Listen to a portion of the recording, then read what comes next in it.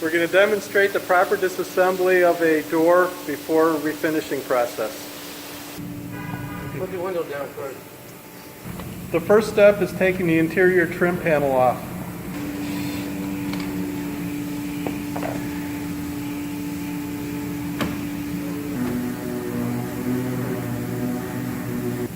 There are a lot of hidden screws and bolts under everything, so we have to remove all the plastic trim to find them all.